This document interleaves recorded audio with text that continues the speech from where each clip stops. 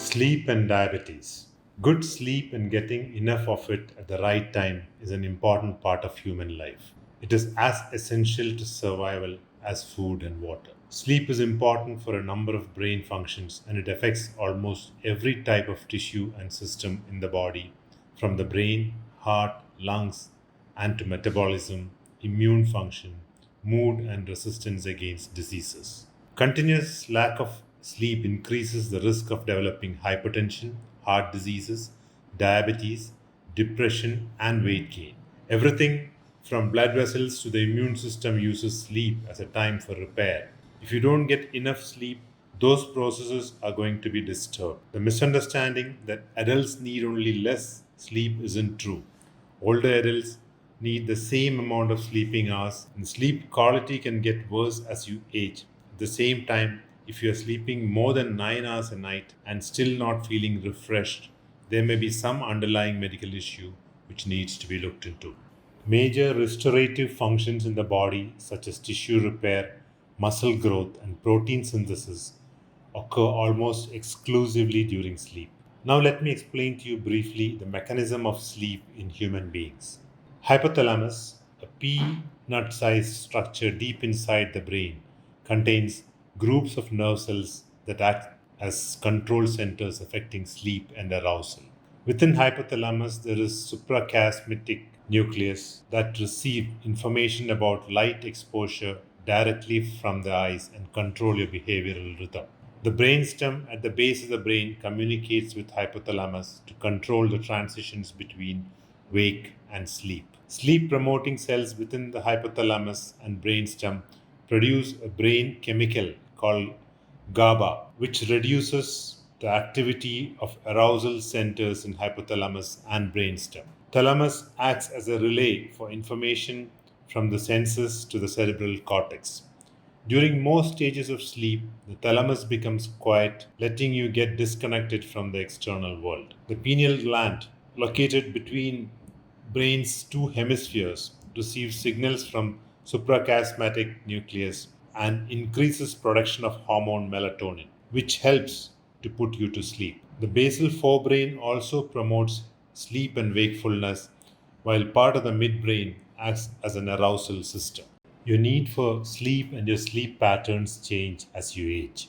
Babies initially sleep for 16 to 18 hours per day, which may boost growth and development in them. School children and teenagers need about 9 hours of sleep per night. Most adults need 7 to 8 hours of sleep at night, but after 60 years of age, nighttime sleep tends to be shorter, lighter, and interrupted by multiple awakenings. Now, let us try and find out the relationship between sleep and diabetes. Sleep problems are associated with insulin resistance, prediabetes, and diabetes, and have a significant impact on glucose tolerance.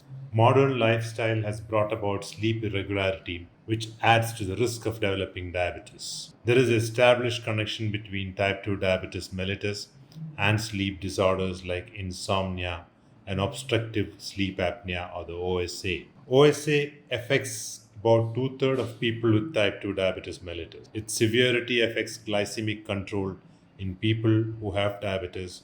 The more severe the OSA, the lower the insulin sensitivity. Now we must know what happens to blood sugar while we sleep. Blood sugar levels surge or go high while you're sleeping, usually around 4 to 8 a.m. For someone with with normal sleep schedule, this is called dawn effect. In a healthy person, insulin can handle the surge by telling muscle, fat, and liver cells to absorb glucose from blood, which keeps your levels stable. For people with diabetes or who are likely to get it, insulin can't do that job very well, so blood sugar will rise higher. When you stay awake late, your body produces more of hormone cortisol, which affects the action of insulin and thereby causing hyperglycemia, disrupting your body's biological clock or the circadian rhythm also makes your cells more resistant to insulin. It was observed that short sleep duration is associated with an increased prevalence of type 2 diabetes mellitus or impaired glucose homeostasis. Sleep deprivation increases circulating levels of cortisol and induces sympathetic activation, accompanied by elevated catecholamine levels. Sleep restriction also reduced TSH and testosterone levels, disrupt the pattern of growth hormone secretion, and elevate levels of pro inflammatory cytokines. These complex endocrine changes might contribute to impaired insulin signaling in peripheral tissues. Obstructive sleep apnea is a sleep disorder which can affect metabolic health and thereby glycemic control. Obstructive sleep apnea is a cause for insulin resistance and type 2 diabetes mellitus because it can cause sleep loss and hypoxia, which can impact glucose metabolism.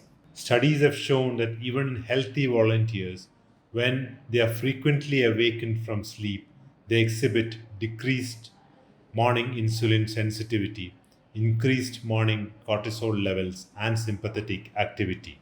Acute hypoxia also causes glucose intolerance.